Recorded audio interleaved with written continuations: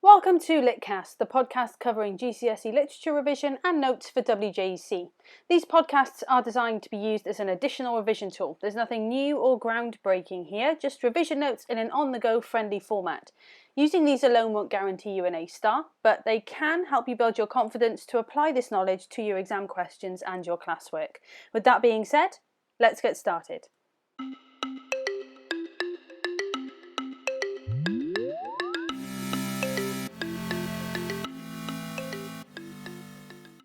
Hello again and welcome back to Litcast. In this episode we're going to be talking about Crooks, the character that represents racial discrimination in America in the 1930s in the novella of Mice and Men. Crooks, so named because of a crooked back caused by a kick from a horse, is a stable hand who takes care of the horses and lives by himself because he is the only black man on the ranch in Of Mice and Men. Along with Candy, Crooks is a character used by Steinbeck to show the effects of discrimination. And in this case, the discrimination is that of race. Crooks is not allowed in the bunkhouse with the white ranch hands. He's got his own place in the barn with the animals. He does have his own room, and it's small, basic and functional, but it is homely and it's his own. It's full of his possessions. And from his possessions, we can see that he's practical and active. He has things like rubber boots, an alarm clock and a shotgun. His books show that he reads and he thinks as well, which is a sign that he will be a fully developed character and he will have a personality and a bit of a background too. People who try to come into his room get a frosty reception because privacy is one of the few rights that he actually has. He hides his loneliness by being proud and aloof and tries to show that it doesn't affect him, but it is clear through Steinbeck's writing that, as with a lot of the other characters, the loneliness does affect him. It's very clear that Crooks is a victim of racism throughout the novella. He's, as we said, the only black man in the book. He's excluded from the bunkhouse. The other workers say that he smells, and it's this idea that he's put on a par with the animals, so he's left to live with the animals and to live in similar conditions or with similar rights to animals. He's lonely, he misses the company of other people, and his loneliness does make him bitter. He seems very jealous of George and Lenny's friendship and teases Lenny, and an example of that would be in chapter 4 where he teases him and gives him this idea or this possibility that George might leave him and not come back. Again, to sort of mitigate that jealousy that he feels. Candy realises that he's never been in Crooks's room, and George's reaction to Crooks being involved in their dream is enough to cause Crooks to withdraw his request to be part of the dream at all. Racial discrimination is just part of this microcosm that Steinbeck describes in his story. The racial slurs that the other characters use to talk to Crooks and to address him are not intentionally offensive. It's just that they use that rather than thinking of using his name. And in a similar way to Curly's wife, Crooks is so named because of the injury that has taken place. So again, we've got that kind of barrier. We don't necessarily know more about him, like his real name and his past. The true sinister nature of this prejudice reaches its height in the novel when Curly's wife puts Crooks in his place by telling him that a single word from her will have him lynched.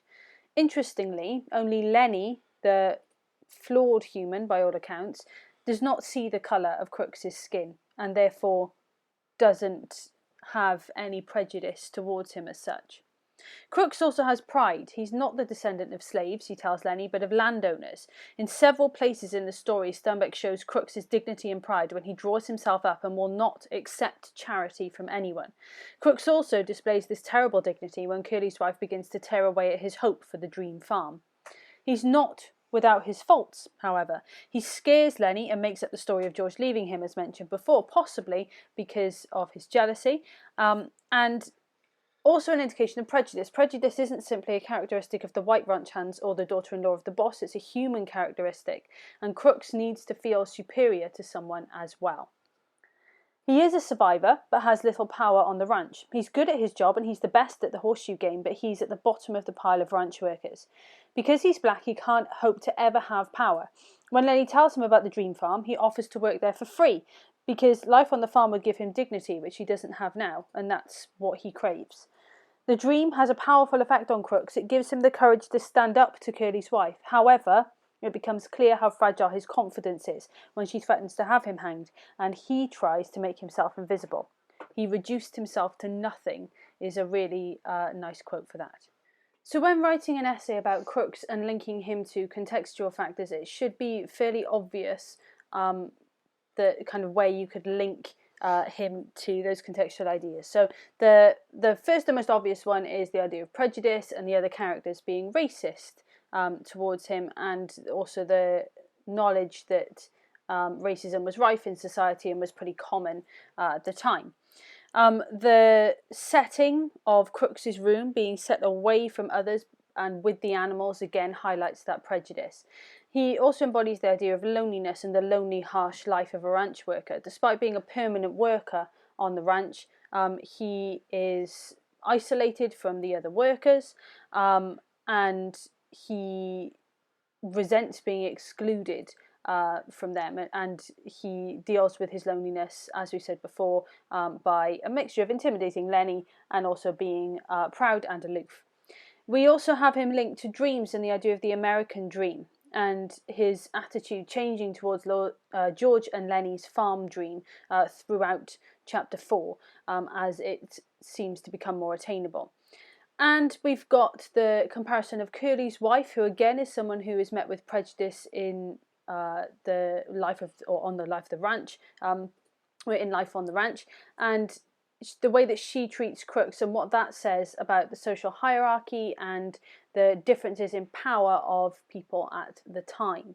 So there's a lot that you could link into that central theme and the more obvious theme of racism around Crooks, and a really kind of good place to look at Crooks and to explore the development of his character and to link the development of his character and what happens with him to other things in the novella is chapter 4. That's kind of the key chapter for him. So that's some extra notes and pointers on Crooks for your GCSE revision. Thank you for listening, and tune into the next one. You've been listening to Litcast, the podcast covering GCSE literature revision and notes for WJEC. This podcast is available to download from castbox.com, so if you're listening on YouTube, the link will be in the description below, where you can download these to listen offline on your phone and on the go.